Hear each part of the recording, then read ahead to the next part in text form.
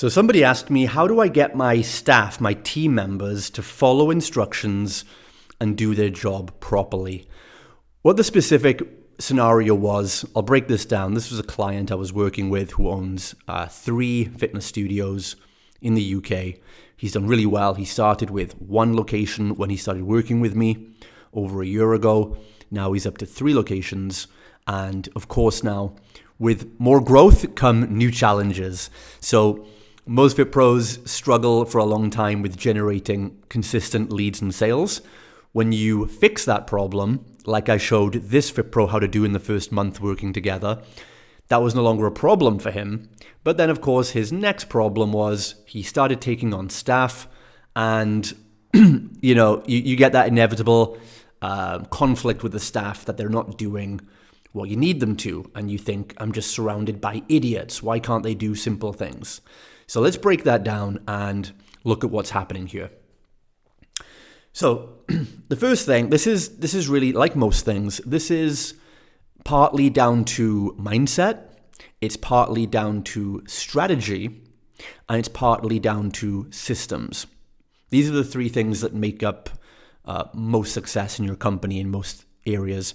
So if you want team members that are the right people, that they're loyal, reliable, high performing, productive, then it's down to getting those 3 things right. The right systems, the right strategy for recruiting and leading, and the right mindset.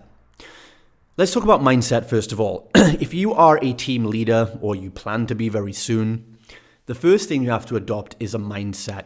Where I see most gym owners and PTs go wrong is that when they first start hiring people, a lot of the time they basically treat their staff like partners rather than employees, particularly if you hire freelancers.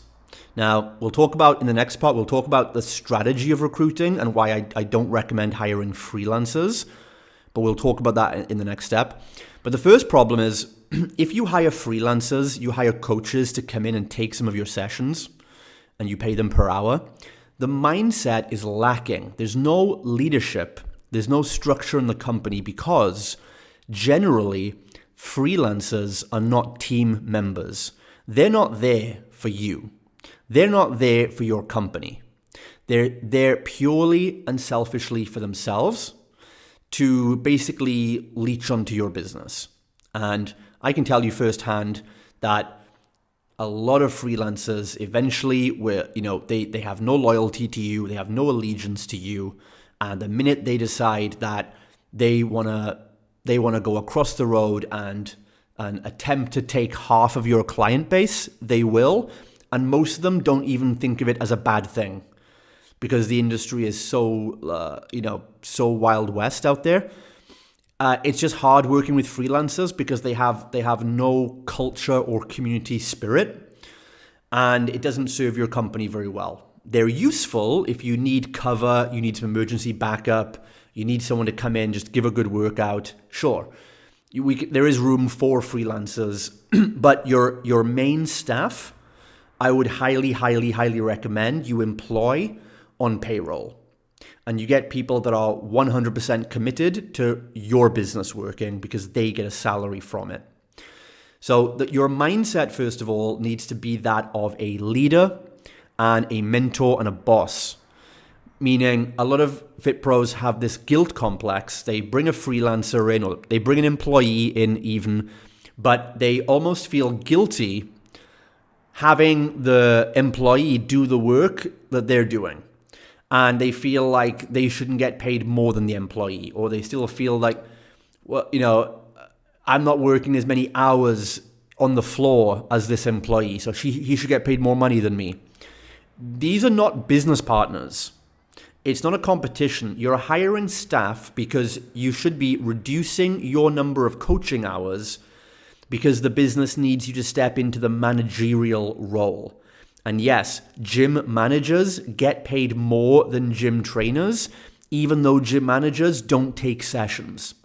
So you need to detach this mindset that tells you that your value is tied to the number of sessions you do, or even that your value is tied to that value only comes mostly from delivering sessions. If a trainer deserves $20 an hour for coaching a workout, you as a manager deserve more than $20 an hour for doing things that don't involve teaching a workout. And you have to get your mind around that, because the work you do on the business is going to bring more clients in, improve profitability, going to give more jobs. That stuff is actually worth way more and makes more money than actually delivering a workout. So you have to get your head around that first and realize that as you move away from coaching, you deserve more money, not less. And you shouldn't feel guilty for taking money for non-coaching tasks. And that's a big thing I see in the industry. So don't treat these people like partners or equals to you in the business sense, because they're not. They're working for you. They need to be held accountable to roles and things like that. And that brings us to the second part, which is strategy. So most fit pros have a hard time with their staff. Nobody listens to them. Trainers won't do what they want. Sometimes trainers will say to me, I've hired this coach. He does the workouts, but then when I want him to do Facebook content or check in after hours with my clients, he won't do it, or he keeps forgetting, or he says he'll do it tomorrow. And they say, they ask me, what would I do about that? If that was a staff member who refused to do those tasks, how would I manage it? And I tell them very simply, he'd be fired. And the fit pros say, what? You can fire him? He did all the sessions. He just didn't do the Facebook follow-ups. How can you fire him for that? And it's very simple. I can fire my staff for that because when they came into the company, their job description was agreed that they have to do all the tasks we give them. Think of a coffee shop. Think of Starbucks. If you are a barista at Starbucks, maybe you have been one. I've been a barista at a coffee shop back in the day. I was not paid just to stand by the machine and pull cups of coffee, as much as I would have loved to have been. No, I also had to restock the fridge. I also had to clean out the bins. I also had to cash up the tills. I also had to, just do inventory checks. I also had to answer the phone. I also had to clean the tables. So my job wasn't just that of a barista, or I didn't Starbucks doesn't identify its baristas as you're just the person that makes coffee. But gym owners and PTs do make this mistake, and they hire a trainer, and you basically give that person that you hired a sense that their job is just to train sessions, and anything aside from that is somehow beneath them. So what you need to do is change the strategy to employ what we call team members. Same as in Starbucks, you're a team member. Serving coffee is one of your roles, but you also have to do the other things we talked about as well. So when we have a job description that is very clear, it says here are the roles as a team member at our gym that you're going to be responsible for on each shift. Opening up, turning on the security systems, wiping down the equipment, stocking up the fridge, contacting maybe ex-members, doing nutrition calls, posting in the Facebook group, whatever we need them to do. It's well agreed and clear that that's their role as a team member. They don't get paid just for doing the roles they like. The agreement is you do all the things we need you to do on a shift, and in return, you get paid a salary for that. If you don't do all the things we've asked you, we don't really have to give you a salary, because that's the agreement. So it's very strategic in that you purposely hire with the intention that they are a team member. You review the job description for them. You let them know all the tasks you need them to do, not just coaching, but also client retention and maybe some basic admin or some basic gym maintenance, equipment cleaning, setting up workout stations, sorting out the music playlist, whatever it might be. And then they sign to that. That's the job agreement they sign before they start working with you. And you let them know very clearly what are the consequences or accountability for not following all the steps. It's very simple, but that really is just setting the expectation right gives you a better quality of team member. The second part of the strategy, like I said, is employing someone rather than a freelancer, because again, an employee has a different mindset to a freelance self-employed person. Someone who's employed generally wants to commit to a company. They want more job security. They want to put more hours into you. They don't want to run their own business. They don't want to take all this risk. And these are really the assets that you want to grow with. So we find overall employed people are more loyal to the company. They put more hours in. They do whatever they're asked. They stay longer. And then, once you help them grow in the company and give them more skills, they retain a lot more. Plus, another great thing about employed people is generally they don't have as much experience as freelancers, meaning the freelancers usually come in thinking they know it all. You can't teach them a thing. They want to do the workouts their way, not your way, and so on. And your employees, however, are more moldable, more coachable. They want to learn the ropes from you. So there's less ego involved. They're more coachable, and you can get them doing it your way. So that's a touch on mindset, you as a leader rather than a partner. And secondly, we talked about the overall strategy of employing the right types of employees. The third part of this, the final part of getting team members to be reliable and high-performing and consistent, is your overall operating systems, the systems and structure you put in place for them to work on. So even if you have a person with the right attitude, maybe they're not getting the job done because you haven't made the system clear enough. A lot of the time we underestimate what we know, and we overestimate that somebody else could pick up and do it like we do it. But again, you might have 10 years experience in the industry, coaching clients or setting up a workout circuit or doing follow-up calls is obvious to you. But if you're employing someone who's 19 years old and has just started in the industry, then it's not going to be obvious to them. Even if they work out themselves, they've trained in a gym maybe for a few years, but they haven't operated a gym or been a trainer, these things are not going to be obvious to them. So when first of all, you have your job descriptions laid out. If you've got your job description with all the tasks that person is going to be responsible for, then you need to make an SOP, which is a standard operating procedure for each of those roles. So if you've given them 6 things to do, you're going to deliver sessions, you're going to call up clients who didn't turn up today, you're going to post in the Facebook group, you're going to do some member shout outs, whatever it might be. You're going to produce some content for the members. Then you need to write out an operating system, like a checklist or instruction on how step by step they need to do that. And so number 1 is having a job description in place so they know what tasks they need to do. Secondly is having an operating system for each of those tasks. Turn it into a repeatable, predictable formula and make it as drop-dead simple as possible. I recommend making your systems as if you're writing it to an alien or to a 5-year-old. So again, it's going to be very simplistic. You might think it's too simple because it's obvious to you, but it's not obvious to them. So you need to be very clear, very simple, very specific. For example, you might have said, hey, answer all my emails, answer all the client emails for me. And then you're pissed off because they only answered a couple of the emails, or they answered them wrong, or it took them too long to do it, or they said the wrong thing.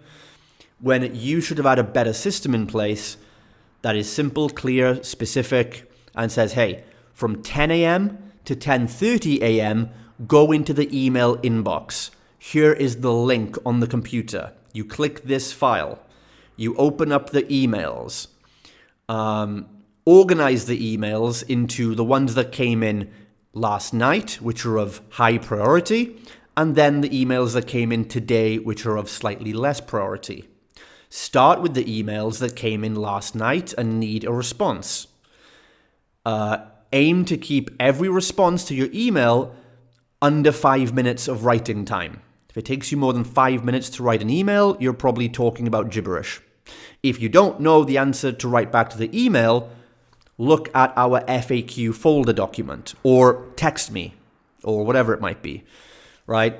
If you don't know how to respond to an email and you can't get hold of the information, save it or forward it to my address and I will answer it for you.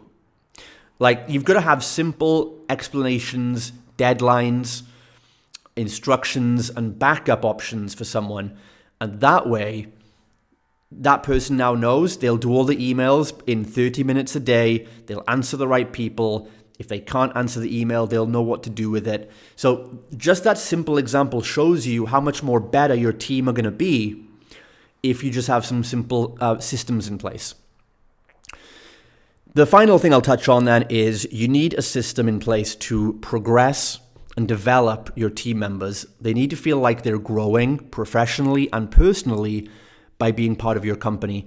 You need to develop them and add value to them. If you appreciate your team members, they appreciate in value. So you appreciate your team members, meaning they're worth more money to you by giving them constant training, giving them books to read, you mentoring and leading them, not just in professional skills like coaching, nutrition, mindset, but also give them personal skills, help them with productivity, help them with stoicism, help them with mindset, help them manage their personal finances better.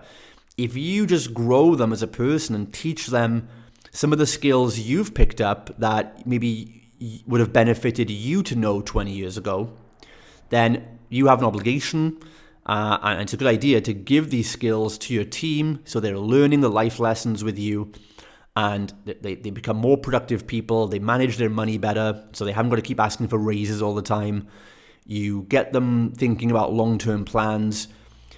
Help them and mentor them and put a plan in place with each employee saying, hey, where do you want to be in 90 days from now? As this company grows, where would you like to expand into so that we can keep challenging you in a good way, we can keep growing you, and we can give you more responsibilities so you can make more money. And they'll tell you, hey, I would love to manage the gym one day, or I'd love to learn more about sales, or I'd love to be a head coach, or I'd love to make more content online for people. Find out what skills they want. Make sure that their goals are lined up with the company objectives, as in, make sure that you find the things they want to do that also benefits the company and is going in the direction that you want to go as a company as well. So, for example, if you plan in a year from now of stepping away from coaching and you want a head coach in place to take care of all the program design and client retention, then if one of your employees wants to become that person and be the senior coach on the team, that's great. That serves the company objectives. So you then figure out where they want to go. Does that coincide with company objectives? And when it does, then you identify the skill gap that employee has. What soft skills or personal skills and what hard skills do they need to learn to cross that gap and take that role? Then you work out a plan, a deadline, and say to that person, hey, so you need to work, if you want to be the senior coach, we need to get you maybe a couple more certifications. We need to get you trained up in whatever, precision nutrition or whatever philosophies you might use. We need to get you more coaching experience.